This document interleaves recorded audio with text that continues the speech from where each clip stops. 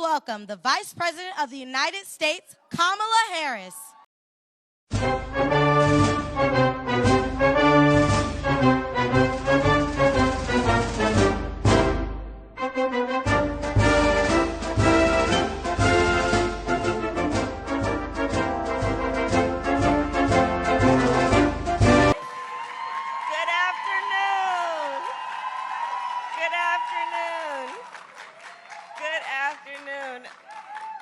Oh, it's always so good for us to all be together. What a powerful, powerful group of true patriots, You know, because there's something that is so important about this fight that we are in, so fundamental. We are fighting on behalf of foundational principles. One of the most important principles upon which our nation was founded, the importance of freedom. Freedom. Freedom to make decisions about one's own life, one's own body. The freedom to be free from government interference when it comes to one's private decisions that are about heart and home. We are here because we love our country. We believe in these foundational principles, and we will always fight to achieve the ideals of our country. That's why we are here together.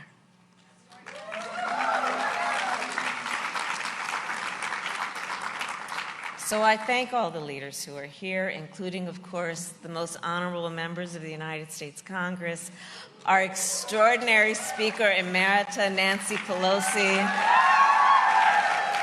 a great woman, a great leader, the champion of our administration for women and families, Dr. Jill Biden. And of course, my husband, the second gentleman of the United States. So it really is a joy and an honor to be with a group of folks, leaders of so many movements, but in particularly the organizations that I've been proud to work with in my entire career. LaFonza mentioned it. I mean, I have received endorsements from these three organizations over the course of my career, and I do believe it is a function of the work that we have done together on so many issues that, again, are about freedom and about dignity and about autonomy and about the rights and the dignity to which all people are entitled. So I want to thank Emily's List, Planned Parenthood, and NARAL for all that you are and all that you do. Emily's List, I mean, LaFonza Butler, how about that? She is extraordinary. And then, of course, Ellen Malcolm, who has just been a shining star in this movement for so long. And you know, as district attorney, as attorney general, I worked with NARAL on so many issues, including our work to defeat an anti-choice ballot initiative and our work to protect health clinics and providers from violence. As a United States Senator, I worked with Planned Parenthood on critical legislation, including, I was a proud co-sponsor of the Women's Health Protection Act. And so, there's a lot of work that we have done together, providing us with the roadmap of what we will do going forward. And for all of those reasons, today, President Biden and I are honored to accept the endorsement of these three organizations for 4 more years.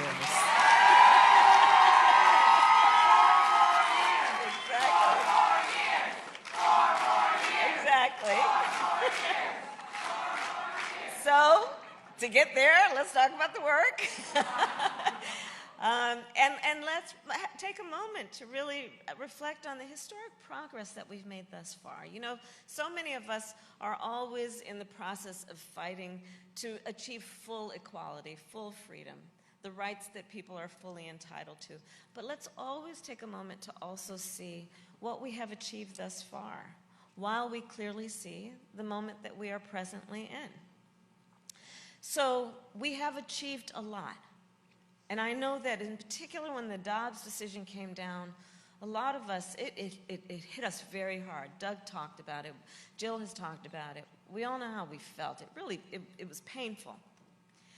But let's also remember what we have achieved together to continue to provide us with the sustenance that we rightly deserve to know that we make a difference when we are in this fight. And let us center on this moment also. And I do believe this is a moment when we are seeing a national agenda, which is a full-on attack on so many of our hard-won rights and freedoms that we thought were long settled, but are now under attack.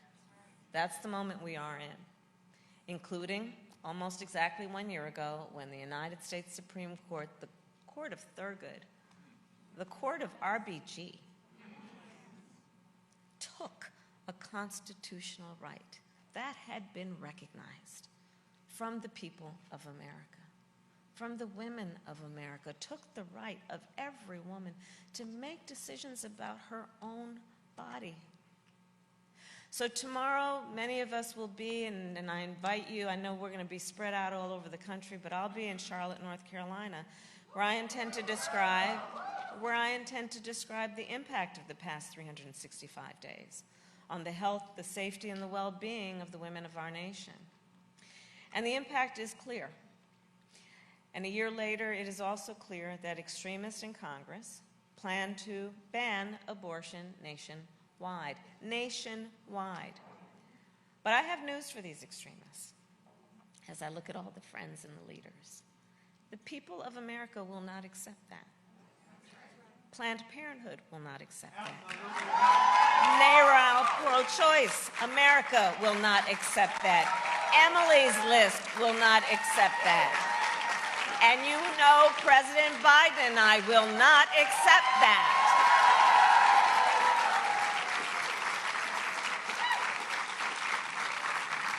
And I do believe when you know what you stand for, you know what to fight for. We stand for the freedom of every American, including the freedom of every person, everywhere, to make decisions about their own body, their own health care, and their own doctors. So we fight for reproductive rights and legislation that restores the protections of Roe v. Wade. And here's the thing. The majority of Americans are with us. They agree. The majority of Americans are with us. From Kansas to California during the midterms, the evidence is clear. There's empirical evidence of this point. The majority of Americans agreed that an important attribute, and I believe this, the President and I were talking about it, the majority of Americans I know also believe that an important attribute of a true leader is the ability to have empathy. To truly have some curiosity, concern, and care for the struggles of other people. You know, there's something happening in our country right now where some people would suggest that the measure of strength is based on who you beat down. That's perverse. The true measure of strength is based on who you lift up.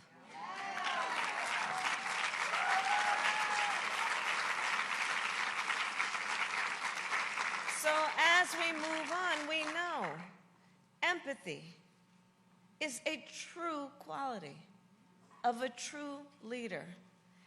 And that is the true Joe Biden, I might say.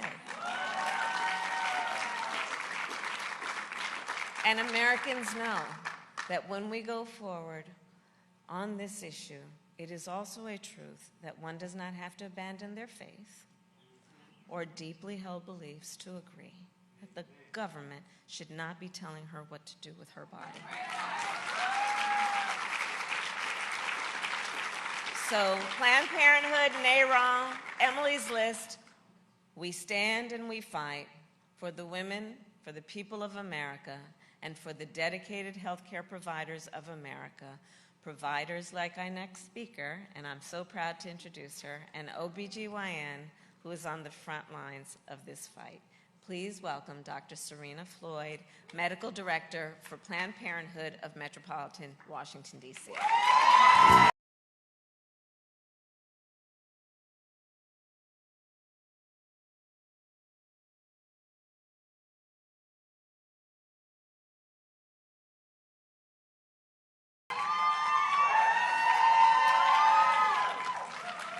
Good afternoon, everyone. My name is Dr. Serena Floyd. My pronouns are she, her, and I'm a board-certified OBGYN and an abortion provider. It is now my honor to introduce the President of the United States, Mr. Joe Biden.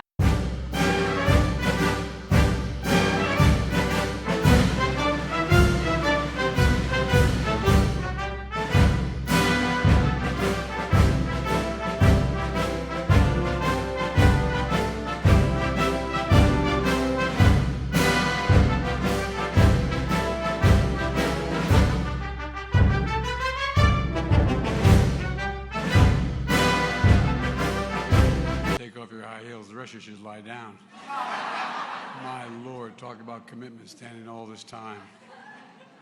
Thank you, Doc. I appreciate that introduction. I really do. My name is Joe Biden. I am Jill's husband and Kamala's running mate. Y'all think I'm kidding. I want to start by thanking Kamala for taking the lead on this issue and so many other issues in our campaign and our governing. And I want to thank Jill and Doug for their work shining a spotlight on the issue affecting women. And I want to thank all of you, Emily's List, NARAL, Planned Parenthood, for your endorsement. It's a big deal. It's a big deal. Your support was critical last time around, and we're so grateful for it, and we're working hard with you again. I can't think of 3 organizations that will have more consequential impact on the right and the ability to regain freedom. You know, you have troops on the ground in every single state, and we're going to need all those troops in those states. We want to thank Nancy Pelosi, a good friend who's been an ally and friend of mine for a long time, as well as the many members of the Congress that are here, and elected officials from all around the country. To state the obvious, and it's clear by now, it's almost redundant to say it, this fight really matters. It really, really matters. Since the day the Dobbs decision came down, 1 year ago tomorrow, we've seen the devastating effects all across the country. Women turned away from emergency rooms, denied life-saving care. Moms, college students, teachers, nurses, traveling hundreds of miles to get basic reproductive health care. And we just heard from Jill, who's heard the stories firsthand. You know, we've all heard the stories firsthand. People come up to you, people we've known, people we've grown up with. You know, and since that dark June day last year, each of you has worked tirelessly to fight back. And the Dobbs decision, the court practically dared the women of America to be heard. This was the majority wrote. Women are not without electoral or political power. You ain't seen nothing yet, court. Oh, I really mean it. Think of the challenge that is. I said at the time that I didn't think the court, for that matter, the Republican Party, knew for decades have pushed their extreme agenda, have any clue about the power of women in America. I said they're about to find out. And by the way, in the midterms, when we were supposed to be blown out, they did find out. And they're going to find out again. I really believe it in my heart. I believe it. Look, we were criticized for making this an issue in the midterms. In fact, I got attacked for it.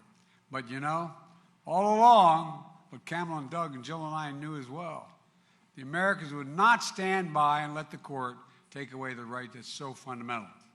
That we'd fight to restore these protections of Roe v. Wade and make it the law of the land once again, and we're going to do that.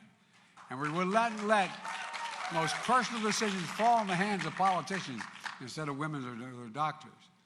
The court was betting that all of us would remain silent. But my mother had an expression. She said, Joey, never bow, never bend, never yield. Just get up. Oh, you think I'm kidding? You didn't know my mom. That the women of America would remain silent was just beyond comprehension. That Kamala and I would remain silent. Well, we're not. We will not remain silent. And all over this country, thanks to the hard work of the voters, delivered a clear message. In Kansas, in Michigan, in Kentucky, in the polls in November, Americans voted to protect a woman's right to choose. In fact, you all showed up and beat the hell out of them. No. But what's really remarkable is despite the will of the American people, MAGA Republicans have made clear that they don't intend to stop with the Dobbs decision. No, they won't, until they get a national ban on abortion. Speaker McCarthy has said, quote, "Our work is far from done," end of quote. Senator Lindsey Graham wants to criminalize doctors and nurses who provide medical care for their patients. Make it a crime. Republicans in Congress have proposed 3 national abortion bans just this last year. Well, make no mistake about it. If somehow Congress were to pass a national ban, I will veto it.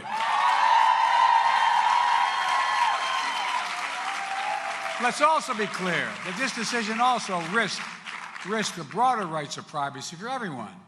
That's because the fundamental right to privacy, which Roe recognized, has served as a basis for so many other rights that are ingrained in our fabric of our country. The right to make the best decisions for your health. The right to use birth control. You ever think we'd be arguing about that? No, I'm serious. The right to marry the person you love.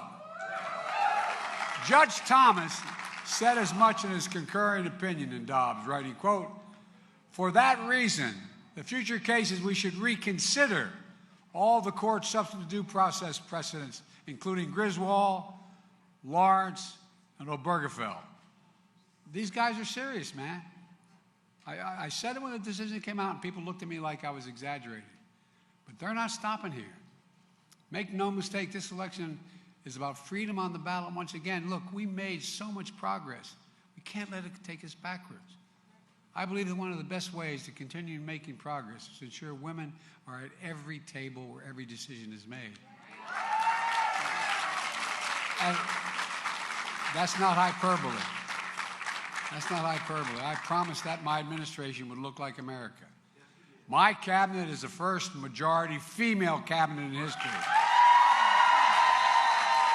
You just heard from the first woman ever Vice President of the United States.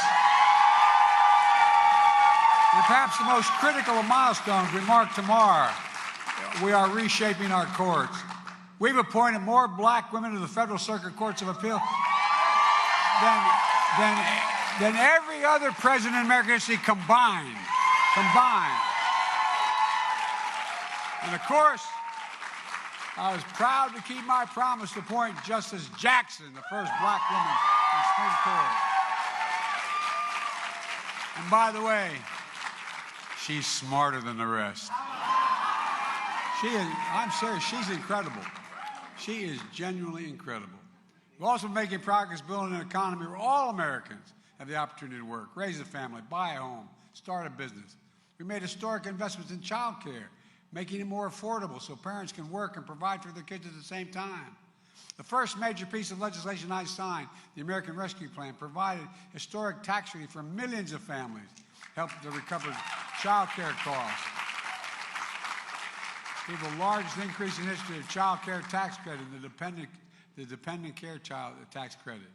We helped 200,000 children care providers stay open in small businesses, continuing to go through the pandemic, and continue to serve more than 9.5 million children. These things matter. I signed legislation increasing funding for child care development block grants by 30%, helping low-income families afford child care. But there's so much more to do, and we're fighting over abortion.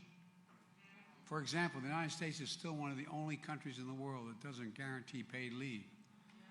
I remain committed to changing that, and bringing us in line with every other single major economy in the world by passing a national program for paid leave and medical leave. We can get all this done and so much more. We can restore the protections of Roe v. Wade and make it the law of the land again. But we're going to need your help badly. So let me ask you this. Do you think your colleagues are with us? Well, I tell you what, they better damn well be. After the Dobbs decision came down, I signed 2 executive orders. My administration took a number of actions to protect the access to reproductive health care. And it's just the one I signed, the 3rd executive order, which is to strengthen the affordability of high-quality contraception. The idea that I had to do that, I mean, no, really, think about it. Think about it. I know I'm 198 years old, but all kidding aside, think about that. I never, ever thought I'd be signing an executive order protecting the right to contraception. But the only sure way to protect a woman's health and rights is for Congress to pass a law.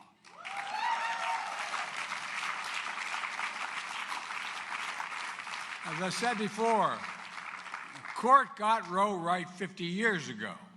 And I believe Congress should restore the protections of Roe v. Wade once and for all. But we need your help. So I'm asking again, are you with us? You're going to get this done? I really mean it. So let me close with this. Over the last week or so, we've seen extraordinary support from 3 of the most important voices in the country coming together to get behind this campaign. Organized labor, climate leaders, and all of you representing the powerful groups fighting to protect the advantage for women's rights. Your strong support, your determination, your advocacy are why I've never, I know I've said this before, and I want you to listen to it again. I mean it from the bottom of my heart. I have never been more optimistic about America's future than I am today. And with your help, Kamala and I are continuing to make the progress. We're going to finish this job. We just have to remember who the hell we are. We're the United States of America, and there's nothing beyond that if we work together. So God bless you all. May God protect our troops. Let's go get this done.